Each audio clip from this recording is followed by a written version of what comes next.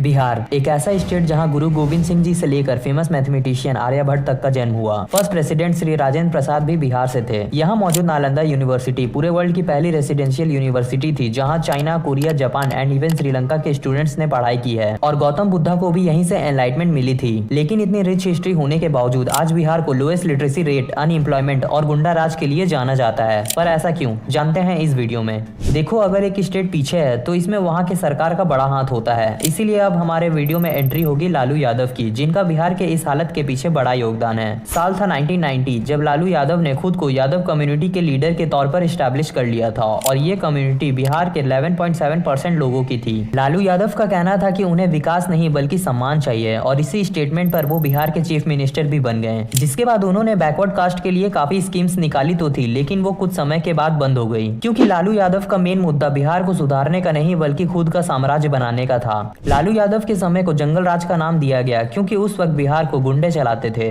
लालू यादव के राज में मर्डर और किडनैपिंग जैसे क्राइम्स काफी ज्यादा नॉर्मल थे और इसमें पुलिस भी कुछ नहीं कर सकती थी, क्योंकि क्राइम कर रहे गुंडों के लीडर साधु और सुभाष यादव लालू यादव के साले थे। इस दौरान हालत इतनी ज्यादा खराब हो गई थी कि पेरेंट्स अपने बच्चों को दिल्ली और बेंगलोर जैसी जगहों पर भेज रहे थे ताकि उनकी जिंदगी बच सके। आप बिहार की हालत का अंदाजा इस बात से लगा सकते हैं कि जब 2002 में लालू यादव के बेटी की शादी थी, तब गेस्ट के स्वागत करने के लिए शोरूम से बंदूक दिखाकर 50 से भी ज्यादा नए कार्स को उठाए गए थे। साथ ही फर्नीचर और इलेक्ट्रॉनिक शॉप्स को भी लूटा गया था। लालू यादव ने 1990 से 2005 तक यानी कि पूरे 15 साल बिहार पर राज किया, जिसमें से अगर हम सिर्फ 2005 की बात करें तो उसमें 3471 मर्डर्स, 251 किडनैपिंग और 1147 रेप्स हुए थे। लालू के राज में बिहार की प्रोडक्टिविटी बाकी स्टेट से सबसे कम थी, साथ ही बिहार के सम्मान की धज्जियां उड़ गई थी। साल 2005 में नीतीश कुमार के आने के बाद क्राइम्स तो काफी हद तक कंट्रोल हो गई, लेकिन फाइनेंशियली बिहार अब तक स्ट्रगल कर रहा था और ये इसीलिए क्योंकि बिहार में बिजनेसमैन अपनी इंडस्ट्री बनाना ही नहीं चाहते थे। 1952 में जब बिहार और झारखंड एक थे, तब बिहार के पास कॉपर, आयरन और बॉक्साइट और कोल जैसी काफी सारी रिसोर्सेज मौजूद थी, जिस वजह से बिजनेसमैन भी अपने प्लांट्स और फैक्ट्रीज को बिहार के ही आसपास बनाना चाहते थे।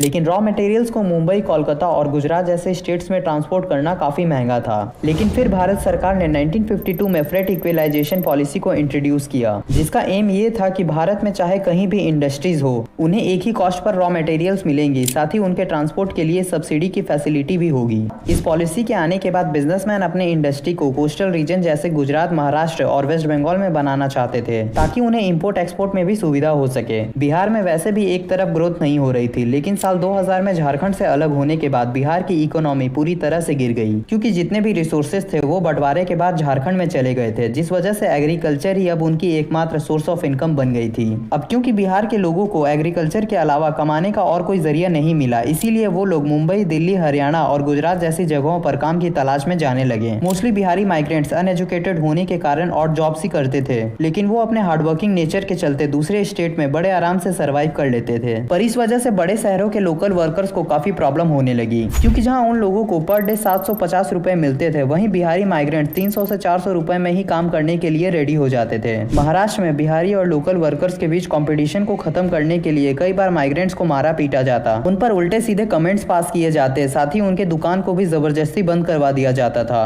2008 में महाराष्ट्र में रेलवे के एग्जाम देने के लिए पहुंचे बिहारी स्टूडेंट्स के ऊपर अटैक्स किए गए, जिसमें कई स्टूडेंट्स की जान भी चली गई। राजस्थान के कोटा में भी एक बिहारी स्टूडेंट की हत्या कर दी गई और इस घटना में बीजेपी के एमएलए भवानी सिंह राजावत का कहना था कि बिहार के स्टूडेंट कोटा के माहौल को खराब कर रहे हैं, इसीलिए उन्हें वहां से भगा देना चाहिए। हरियाणा में बिहार को लेकर हालत और भी ज्यादा खराब है। वहां के एमएलए ने भी एक बार एक स्टेटमेंट दिया था, जिसमें उनका कहना था Bihari girls for Haryana men's. एक एनजीओ ने भी 27 ऐसे केसेस देखे थे, जिसमें बिहारी परिवार को 10,000 से लेकर 1.5 लाख रुपए ऑफर किए जा रहे थे, ताकि हरियाणा के मेल उनकी बेटियों से शादी कर सकें।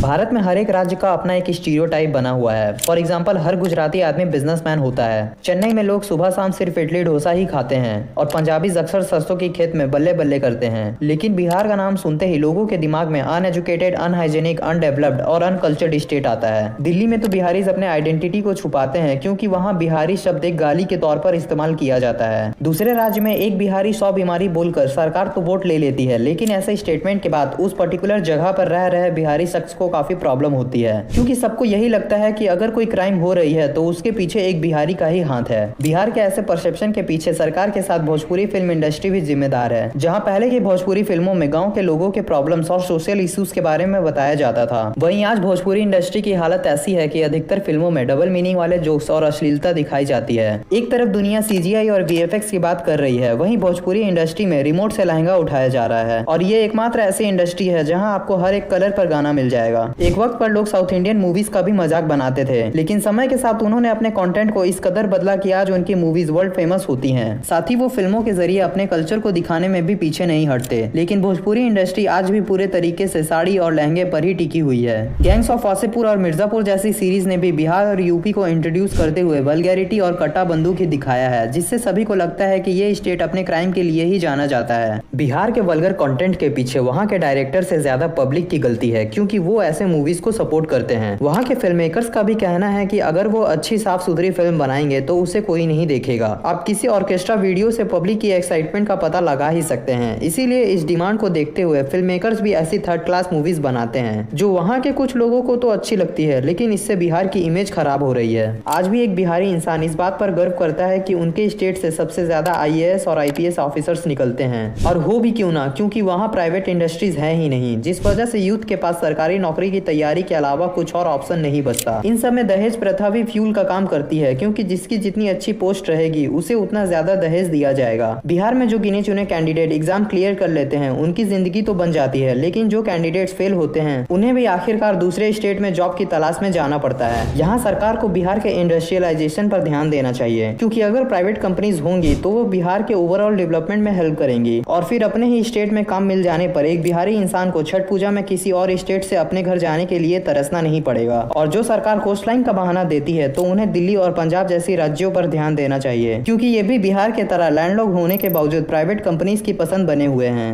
बिहार अपने इंफ्रास्ट्रक्चर को लेकर भी काफी पीछे है। यहाँ के स्कूल्स पढ़ाई के लिए कम और बारात रुकवाने के लिए ज्यादा यूज किए जाते हैं। वहीं सरकारी हॉस्पिटल्स की हालत ऐसी है जो खुद ही बीमार पड़ा हुआ है। जहाँ बाकी राज्यों में पैसों और गहनों की चोरी होती है, वहीं बिहार में ट्रेन के इंजन, रेलवे ट्रैक्स, ब्रिज और तो और तालाब तक की चोरी हो जाती है। एक यूजर का कहना है कि बिहार से ट्रेन पास होना एक नाइटमेयर के जैसा है, क्योंकि अक्सर वहाँ डकैत्स का खतरा बना रहता है और कुछ पैसेंजर्स टॉयलेट को गंदा करने के बाद मक्स तक को चुरा लेते हैं। सरकार का काम है बनाना, लेकिन चीजों को बचाने की जिम्मेदारी तो पब्लिक के हाथ में है, और बाकी काम बिगाड़ने के लिए मिनिस्टर्स और गवर्नमेंट एम्प्लॉयज तो है ही, जो एक ही रोड और ब्रिज को बार बार बनाकर जिंदगी बिता रहे हैं। विकास नहीं सम्मान चाहिए बोलकर बिहार में चुनाव लड़ा जाता है, लेकिन ये किसी के दिमाग में नहीं आती कि अगर विकास होगा तो सम्मान अपने आप ही मिलेगा, क्योंकि तब आप बाकी राज्यों के साथ कंधे से कंधा मिलाकर चल रहे होंगे। अक्सर साउथ इंडियन स्टेट्स का कहना रहता है कि उनसे टैक्स लेकर सरकार बिहार के ऊपर खर्च करती है, लेकिन फिर भी बिहार में डेवलपमेंट का नामो निशान नहीं है। और ये इसीलिए क्योंकि आज भी वहाँ जातिवाद और मुफ्त अनाज के ऊपर वोट लिया जाता है, और इन सब में पब्लिक की गलती है जो डेवलपमेंट की मांग ना करते हुए सिर्फ जाति और धर्म के नाम पर वोट देती है। अंत में मैं सिर्फ इतना कहना चाहूंगा कि अगर बिहार के लोगों को डेवलपमेंट चाहिए तो उन्हें जाति धर्म वाले माइंडसेट को चेंज करके डेवलपमेंट की मांग करनी होगी, वरना ये अनपढ़ मिनिस्टर ऐसे ही मुद्दों पर वोट मांगते रहेंगे। खैर, इस वीडियो में बस इतना ही। वीडियो अच्छी लगी हो तो कमेंट करना, और बुरी लगी हो तो फिर भी कमेंट करना, शर्माना मत। साथ ही चैनल पर नए हो तो सब्सक्राइब जरूर कर लेना। मिलते हैं अगली वीडियो में, तब तक के लिए धन्यवाद, शुक्रिया, बाय बाय।